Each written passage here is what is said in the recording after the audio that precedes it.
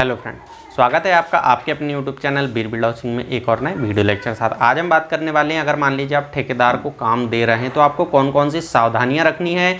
और कौन कौन सी ऐसी बातों का ध्यान रखना है जिससे आपके पैसे भी बच सकते हैं और आपका काम जो है बहुत अच्छा भी हो सकता है। दोनों चीज़ें होंगी यहाँ पर, काम भी अच्छा होगा और आपके पैसे भी बचेंगे। समय ना गवाते हुए सीधा हम टॉपिक पर चलते हैं। इससे पहले छोटी सी रिक्वेस्ट, अगर आपने अभी तक चैनल सब्सक्राइब नहीं किया तो चैनल को सब्सक्राइब करके नोटिफिकेशन जो बेल होगी उसे ऑल पर सेट कर लीजिए। अब हम बात करते हैं सबसे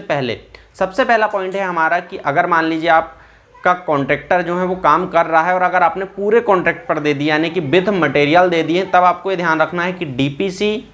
वहाँ पर वो प्रोवाइड कर रहे हैं कि नहीं।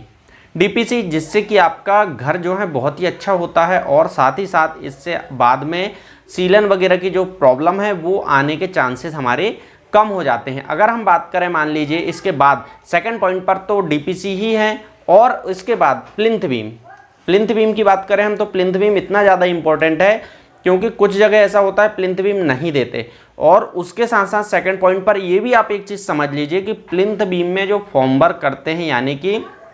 जो आप कह सकते हैं इसको सेंटरिंग करते हैं या फॉर्म वर्क जो साइड में लगाने के बाद फिर उसको हम क्या करते हैं, मटेरियल की कास्टिंग करते हैं, पोरिंग करते हैं, तो उस समय क्या करते हैं कि ईंटों को लगा देते हैं यानी ब्रिक्स को लगा देते हैं, जिससे जो सीमेंट है और उसका जो स्लरी है वो सिर्फ ईंट जो है वो अपने आप खा जाती है, पी जाती है, कह सकते हैं अगर सिंपल भाषा में कहे तो,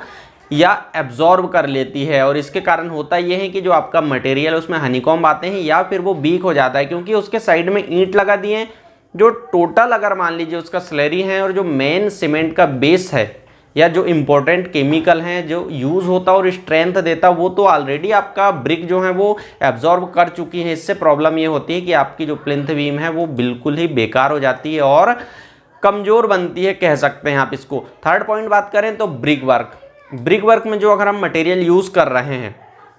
तो मटेरियल जब हम यूज़ करते हैं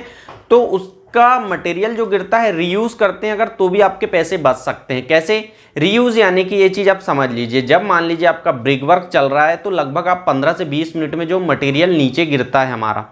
तो आप वहाँ पर जो सीमेंट के बैग्स है वो नीचे डाल दिया करो, जिससे अगर मान लीजिए आपका गिरता है तो उसको आप रीयूज़ कर सकते हैं 15 से 20 मिनट में। हालांकि इसे नहीं करते बहुत लोग और बहुत लोग ऐसा करते भी हैं, लेकिन यहाँ पर भी आप एक चीज़ ध्यान रख सकते हैं और ये आपके ऊपर है कि आपको यूज़ करना है या नहीं करना। रीयूज़ पर लोगों के और इंजीनियर्स के अलग अलग तथ्य हैं, वो अलग अलग अपने फैक्ट रखते हैं। कुछ लोग कहते हैं इसको कि गलत है और कुछ लोग कहते हैं सही है। तो ये चीज़ प्रैक्टिकल बेसिस पर मैं बता रहा हूँ आपको। अगर इसको आप थ्योरी और ऑथेंटिक बेस पर जाते हैं तब हो सकता है इसमें आपको प्रॉब्लम आ जाए अगर आप ज़्यादा रिसर्च करें तो, लेकिन मैं प्रैक्टिकल बेसिस पर बात कर रहा हूँ कि आप रीयूज़ कर सकते हैं जिससे आपके पैसे बच जाएंगे सबसे अच्छा। और अगर इसकी बात करें हम तो कॉलम की कास्टिंग, जब आप कॉलम की कास्टिंग कर रहे हैं तो याद रखें कि आप M20 ग्रेड से ही करें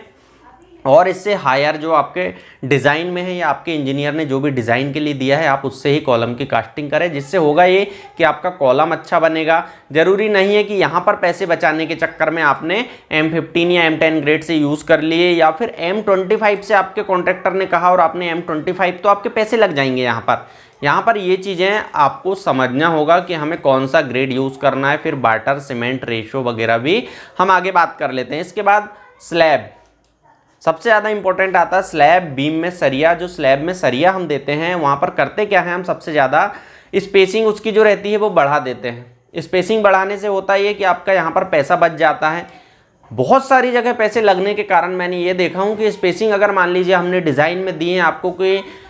6 इंच रहेगी, 7 इंच रहेगी एज पर 1 वे स्लैब 2 वे स्लैब, तो वहाँ पर वो लोग ये करते हैं और यहाँ पर ये प्रॉब्लम आती है कि वो उसकी जो स्पेसिंग है उसको अगर मान लीजिए हमने 6 इंच दिए हैं, 7 इंच दिए हैं, तो वो उसको 5 इंच कर देते हैं, कहीं 4 इंच कर देते हैं। इससे आपकी कॉस्ट बढ़ जाती है और प्रॉब्लम ये आता है कि आपको बाद में फिर प्रॉब्लम ये आ जाती है कि लॉस भी हो जाता है वहाँ पर और खर्च आपका एस्टिमेट बढ़ जाता है, जिससे बाद में आप लोग ये सोचते हैं कि यहाँ पर पैसे हमें क्यों ज़्यादा लगे। ये एक यहाँ पर समस्या आ जाती है। और अगर बात करें स्लैब के समय में मटेरियल और रेनफोर्समेंट की, तो ये चीज़ आपको बहुत अच्छे से ध्यान रखना चाहिए कि मटेरियल और रेनफोर्समेंट जो हैं